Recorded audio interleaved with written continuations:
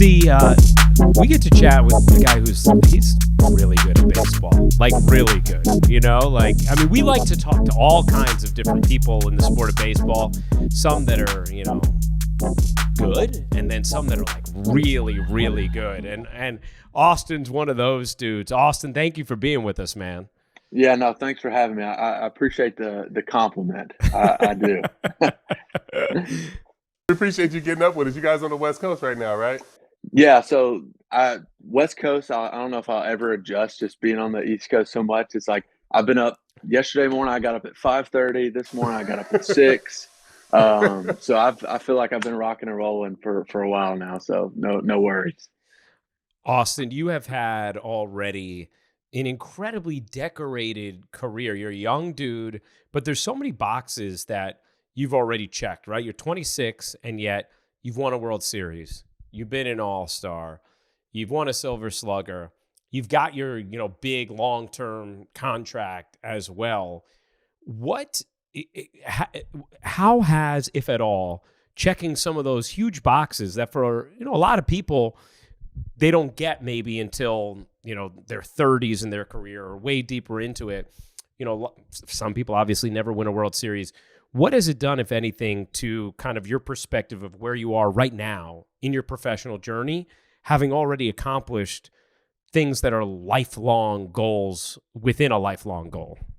Yeah, it's been humbling. It really has. It just, especially the World Series. I mean, that's the reason why, as a little kid, you start playing the game of just, watching CC play. And I remember growing up, watching him getting on the mound and, doing his thing. I'm a huge fan of UCC and just, thank you. being that kid wanting to experience that moment and then doing it at such a young age. I feel, extremely fortunate and kind of spoiled because, you take, a guy like Mike Trout that's, never been in the playoff, and as a caliber of player as he is, you just feel so blessed and fortunate, and to, you try to take everything in, and just, be in the moment as much as possible and try to enjoy the ride.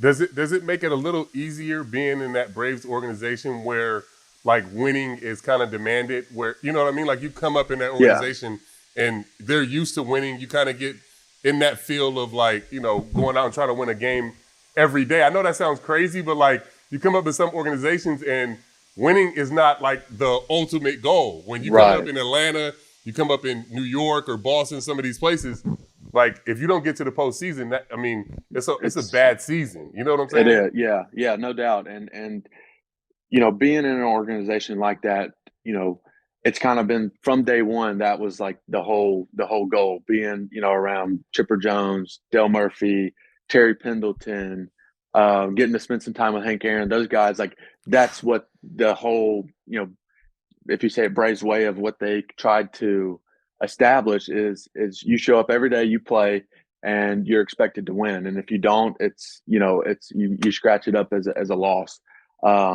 So just being in that organization or an organization like that,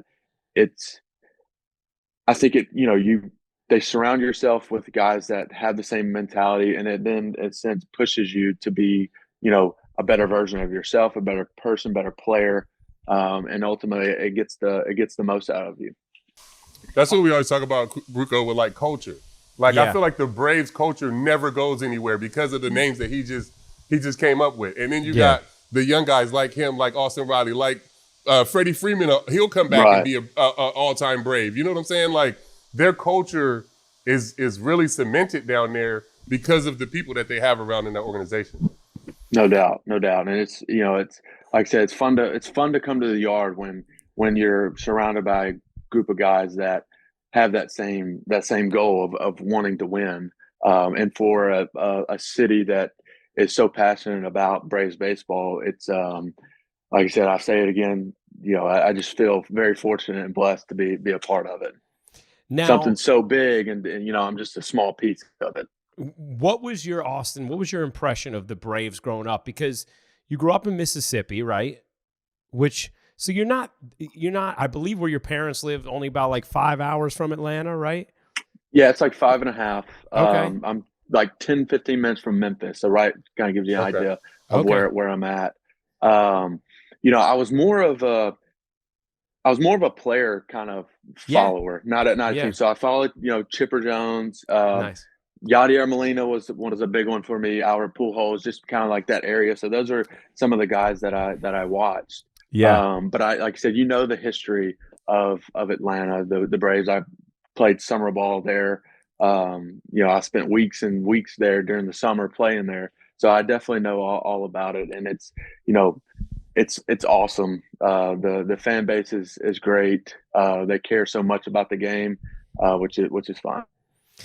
I want to go back to your childhood and where this all began, because you're born in Memphis, right? You as you said, you're not far from there where you're living in Mississippi.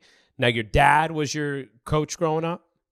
Yeah, dad was my coach. Okay, so was he like? Were you open to instruction from dad, or were you like the kid who was like, I know dad knows what he's talking about, but like he's the one person I can't hear anything from?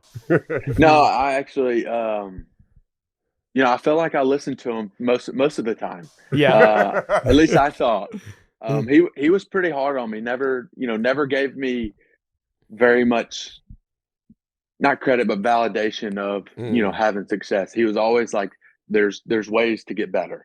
And that's kind of, you know, the mentality that I have. There's always, you know, in this game, there's always somebody coming for your job. There's always somebody, you know, trying to be better than you. So it's like, how can I get better each and every day? He always, still to this day, we talk pretty much every day.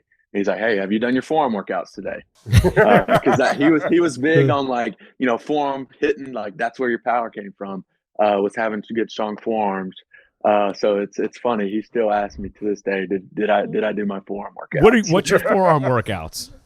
It's like just, squeezing you know, the things, squeeze it, or just like, you know, any type of, like, you know, reverse bar curl, just something to do forearms. I've done them all. The rice bucket. I was about to say rice bucket. He hammered me with that growing up, like a Wilson bucket, white Wilson bucket with rice in it. That's what we did. What do you do with the rice bucket? I'm naive to this. It's very simple. Just like you're flicking it, you're grabbing it, you're squeezing it, holding. Very simple stuff. It burns pretty good. It does. And I used to grab a baseball, like, to get my grips, and I would get it in the bucket just to move it around and, like, move your hand around, and it really does burn. It's a good workout. No doubt. That's funny. Now, we talk a lot about multi-sport athletes. You played quarterback in high school, right? Your first couple years? Yeah.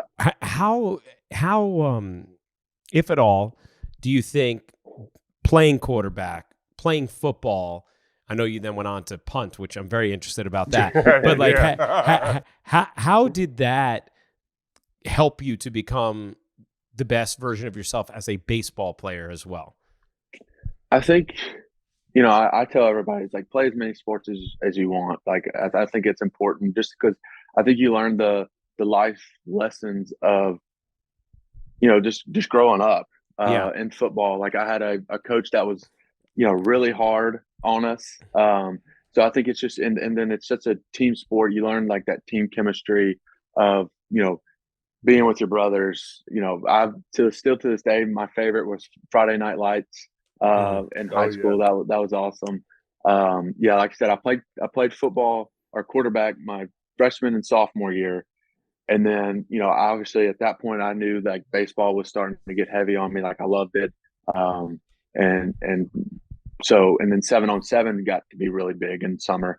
And so I couldn't put much focus on the 7-on-7. So my dad punted at Mississippi State in 2 years with Detroit Lions, and, you know, we made the spring team. So that's where the punting came from. So I was like, I still want to be a part of the team. As far as just, like, you know, my guys were there. So I started punting my junior and senior year. So that's awesome. I think the best baseball players play other sports, and baseball is always like the second sport that you play, because you can get coached harder in whether it's soccer, wrestling, basketball, football. You get coached up harder in those other sports, so you tend to play those with more aggression. And if you can bring that to the baseball field and have that, you know, that energy or that aggression every single day, it just gives you an edge, I think. I completely agree. And it's almost like that you start to, learn that mental side of how to deal with the difficult times, stuff like that. And the game of baseball is so mental. It just, it kind of elevates you. So I tell everybody, I was like, play all the sports. I played basketball in my ninth grade year. So I played them all, and I tell everybody to. You are not going to get away on the punting that easily, though, Austin. I need to know. So, because here's the thing. So you were starting at quarterback as a freshman and sophomore, or were you in high school? Yeah. I mean, I figure you probably were, being as like you're a great athlete. So how does the high school football coach, who've told us is kind of tough, how does he take the news when his starting quarterback tells him, you know what? I actually want to punt for you instead. It was tough. It was like one of those conversations that like I still like. I'm like I did not want to have it. So I go in there. I actually ended up telling him, like, hey, I'm not going to play at all. Like, so I was like, hey, because like I said, 7-on-7 got so competitive. There was a quarterback there that he was there full time. That's all he did. So he was more apt to, like I said, he was at the 7-on-7. So I was like, hey, coach, I committed to Mississippi State to play baseball my sophomore year. So I was like, hey, I'm just gonna do that. And he like basically wouldn't let me quit. So me being a high school teenager, I was like, I don't know what to do. So I was like, well, let me just punt. Like I'll show up. Like I'll be part of the team. So I ended up, it actually worked out great because we worked on special teams like the first 20 minutes of practice. So I got to come there, work on special teams, and then I went to baseball. So yeah, right. So then I just showed up for Friday nights. But yeah, he was hard on me at times. I still, like I said, I remember I was quarterbacking. It was like walk through day before. I had like thrown that pass, and he was like, "Did you eat paint chips while you were younger?" That's the kind of coach you like. It was good stuff. But like I said, those are the moments that I remember, and looking back, I enjoyed them or enjoy them now because, like I said, it was awesome. You can look back now and appreciate that stuff now, right? Yeah, 100%, 100%. So last thing on the punting, and then I promise to move on. What's the furthest punt you had in your high school career? Do you remember? I think it was right around 64 yards. Shit. I think. Ooh, yeah, Dad's gonna like that my dad one. My dad was really good. So that's like what we did in the backyard to like hang out. It's like we would punt. So I got to learn how to like do the whole spiral, turn it over. I got into a couple of them, and it was like fun. It was like because there's so much technique into it, and I think that's why I love the game of baseball so much. Is there's the little things about everything that goes into it, and that's kind of like what happened in the punt side. It's very, very technical on how to get that spiral. So it was cool. Yeah, I think that was my farthest one. That's pretty cool. That's really cool. Like it's a very unique skill, Like and not I was everyone like, can I'm punt. a bigger guy, so like every time I'm like, yeah, I was a punter in high school. There, I get the funniest look. Right, like there aren't many 6'3", 240 punters. Yeah, but you might have been the best player on the team, but you're going out there to punt. So people had to be like running out there. Like this should be our quarterback, but like he's our punter. Yeah, right. Oh, that's terrific. So you committed to Mississippi State, Austin. But then you get picked with the 41st overall pick after your senior year of high school, right? And you end up going to the Braves. How tough of a decision was that to not go to college and to instead decide to start your professional career? It was tough. It really was. So I actually was getting more attention from the pitching side in high school of like getting drafted as a pitcher. Interesting. But CC, I don't know how you did it. My arm hurt all the time when I pitched. So I was like, I had to kind of take a leap of faith and was like, look, if I'm going to get drafted, there's no way I'm going to pitch or I'm not going to be in the game long. So I was like, I'm going to back out of the draft as a pitcher and only go as a position player. And So we went to a couple pre-draft workouts. Only like the Braves and maybe one other team like liked me as a position player. And luckily the Braves took the pick, and it was more or less of like, if I got life-changing money, because I am a homebody, Yeah. that was the only way I was gonna get drafted. Not, I was fine going to Mississippi State. Fortunate enough that the Braves took the chance on me, and got that life-changing money, and took it.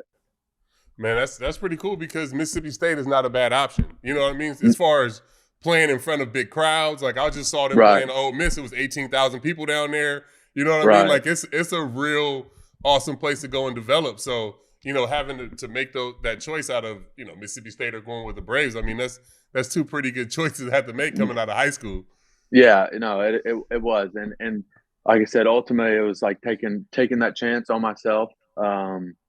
And I think, you know, looking back at it now, because when I would have been there, they went through some struggles. I think they went through 3 coaches in 3 years. All my buddies that went there, you know, still to this day say I made the best decision. So it definitely worked out. How hard did you throw off the mound? I was, I sat in 93, 95. I think I topped out at like 96. I actually committed to Mississippi State as a catcher. Wow. And then, eventually started throwing. They were like, hey, you're going to pitch and play, third. So that's where the whole third base transition started coming into play. Oh, wow. That's crazy. I was just about the Braves saw. I mean, Mike Harris, same thing. He was a pitcher the whole time, right? And then the Braves are the only team that really saw him as an outfielder. Now he's rookie of the year center fielder. That's crazy. That's crazy. What do you think, Austin? You guys with Atlanta, just to build off what CeCe just talked about, you have a lot of really good young talent, and it feels like the organization has done a great job doing 2 things that at least stand out to me as someone who's removed from it. One, trusting the young talent early, maybe earlier than most do at the major league level. Obviously, Harris is an example of that from last season. And then 2, also developing the young talent, and where, it's not just, we've heard about Austin Riley, or, we've heard about Acuna, or you name it. It's like, these dudes who we heard are going to be good, like they're actually awesome, really good. Yeah. Like, and that while all of it has to begin and end with you, right? And the work you do and your talent and your ability, when you see flashes of guys in certain organizations and how they like show, but it doesn't fully develop, that the organization has to play some role in allowing the player to fully blossom. So what is it about Atlanta and player development that seems to be right now striking the exact right chord? I think it goes to, the group of guys that they don't get just great players, they get great personalities, great people that share one common goal, and that's to win a World Series, to be as successful as possible. And I think that alone, and kind of what I was touching on earlier, it's like they bring in, it's just the culture that they bring in. Like I said, from when I was in the minor leagues, Terry Pendleton was around all the time, at third base. Like I got to spend so much time with him, with Chipper, with the Hank Aaron. Like I think it's the vibe that they bring in all year round. Like I said, it's just you slowly start to, without even realizing it, gravitate towards that form of player, and I think it shows on the field. You mentioned Hank Aaron a couple times. What were some of those interactions like, or what's memorable about interactions with Hank Aaron? Yeah, I remember the very first time I met him. We were in Orlando. He was driving in his golf cart. He had come up. We had just got done playing a game. I think I got a couple knocks, and I think the first thing he said to me was like, "Man, you got a nice swing." And coming from Hank Aaron, it's like, I'm on top of the world. Like I couldn't fit my head through a door. Because like I said, the impact he's made on the game and outside of the game, it's just, that something like that, sits with you. And then it's like, now you want to try to strive to live up to that. to live up to that standard. So it's you get chill bumps. Yeah, no That's doubt. pretty cool. Austin talked about kind of transitioning to third. When you come up with the Braves in 2019, you're playing the outfield, right? And then and then you mix in some first, some third. Right. Obviously, eventually you get to the place now where you're the starting third baseman, as you have been over the last few seasons. How difficult was it sort of shifting positions and figuring that out at the major league level while you're also contributing in a big way offensively? It was so I think I played 5 games in the minor leagues in left field before I got called up. I'd never played outfield before. Jeez. So it was funny stories. Like I've always played in the infield, catcher. Growing up, I asked my dad one time. I was like, "Let me play outfield. Like I've never played out there. Let me play out there." So he finally lets me play out there, and one ball gets hit to me. I dive for it, miss it by like 5 feet. Guys gets an inside the park homer. I hadn't gone back out there since. So great. it was it was bad. But I think it kind of goes to the point I was saying earlier. It was like just playing all the sports, playing all the positions. I tell everybody, I was like, don't just pick one, play them all, because you never know the opportunity that you're going to get to get the call to the big league level. And luckily enough, mine was left field. I think Ender had gone down, and Ciarte. So they put me out there. I was like, hey, I'm gonna do whatever it takes to get to the big league. So that's just where it came from. Luckily enough, didn't get too many difficult plays out there while I was out there. It's pretty routine, and was able to hold my own. And for the first short part of my call up, I had some success. So it was good. Yeah. But is that like that position change? Is that something that you're thinking about all the time? Because that happens a lot now with like top prospects, whether it's Gavin Lux or whoever. You guys get to come up because of your offense, and then it may not be a spot for you to play. Like, is that really weighing on you though? Like your defense and like going out to play the outfield. You know what I'm saying? Like thinking about that all the time. Yeah, I think especially when you don't start to swing, because then it's like at third base, like you're there so much, it's second nature to you. You're not worried, you're really worried about it. You can focus on hitting, but then it's like now you're trying to learn a whole new position in front of 40,000 fans, trying not to screw the defensive side up, but then also trying to learn, what a pitcher's trying to do to you, try to make those adjustments. It definitely is a challenge. And I think that's, I wasn't, somebody that was like a Ronald or an Ozzie that came up on the stage and just like absolutely tore it up, never looked back. I had my struggles, but I think that's also having those struggles has helped me grow and be the player that I am today, and understanding that it is a game of failure, and when you do go through those failures, how to grow from them and ultimately come out on top of it. Yeah, no, I think it's good that you went through the failures early, because you have to learn how to go through the adversity. But maybe if you come up and play third base right away where you just get your shot, then you don't have, maybe you get your shot and you don't look back like the other two, because those guys got their position and got to just go out and play, Yeah. No, I definitely think there's trying to balance between, learning a new position and trying to hit at the big league level when you first come up. It is a challenge. But at the same time, it's like, hey, whatever it takes to get to the big leagues, I'd tell everybody, like, hey, yeah, I'm doing it. If I have to throw in some catcher's gear again, I'm doing it. It's obviously it's worked out, and you got back to third, and it's been incredible success there. Austin, how about I don't know why I just thought of this question, but like, there's some places where it's very obvious who the team you'd least want to lose to is. Like if you're a Yankee, right? Like I guess maybe now it could be the Astros actually, but the Red Sox are always that team. Right. Who for you as a Brave, right? As someone who's committed there now for 10 years with your deal you signed last August. Who's the team that it's just, and I know I'm saying this after you guys lost to Philadelphia in the playoffs last year, but is there a team that you're just like, that is the team I would least like to lose a postseason series to? Like, gosh, like just not them. Obviously, the Phillies was a tough one, but I'm sticking with the Mets. Yeah. Just because, like I said, that's since I've been in the league, it's like who we've always been, kind of back and forth.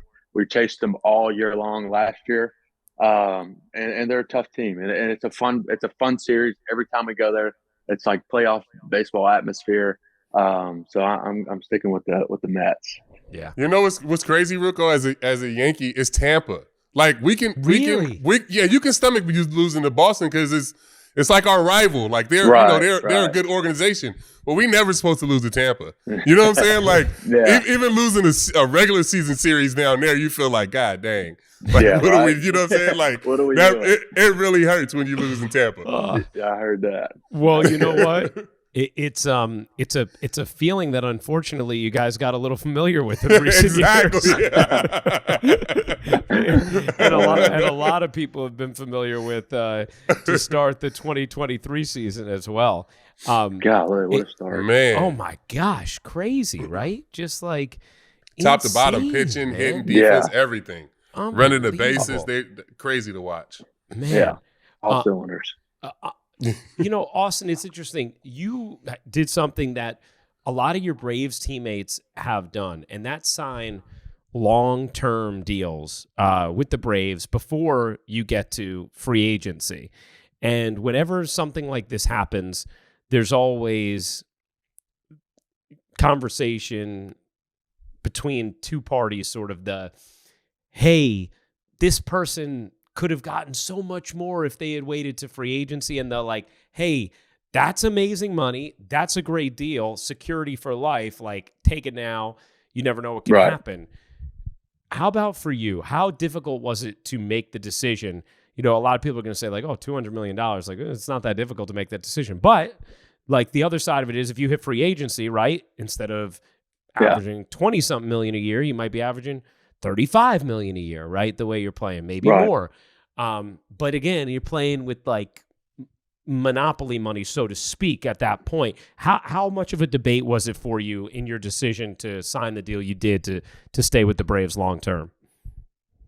It was obviously there was conversation there that was like, I have potential to, if I were to wait, make more. There, like I totally understood that. I think it was one of those things where Atlanta had been 100% great to me. It's all I knew. My wife has got family in Atlanta. I'm, my parents are 5 hours away from me. I grew up, going to Atlanta all the time. The fans are great.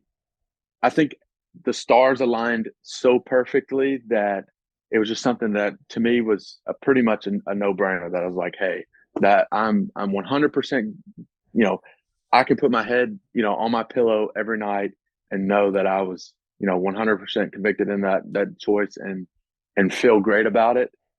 So it was honestly like when the numbers were brought to me, I think as a player, it's like you never really expect, like I have that potential to get something like that. So I think that was more of like the shocking thing, more or less of like, hey, I'm good with this. Let's take it. Yeah. Like, oh my gosh, someone's going to pay me that? This is amazing. Yeah. To play baseball? To play a kid's game for the rest of my life. And like I said, knowing that the security is there, I couldn't have asked for anything more. Yeah. Well, God bless, man, because it's a great perspective, and it's so true. Mm-hmm. And also, like, the grass isn't always greener. You have 100%. You have a situation you love. You signed an unbelievable contract. Like, you don't have to worry about that at all.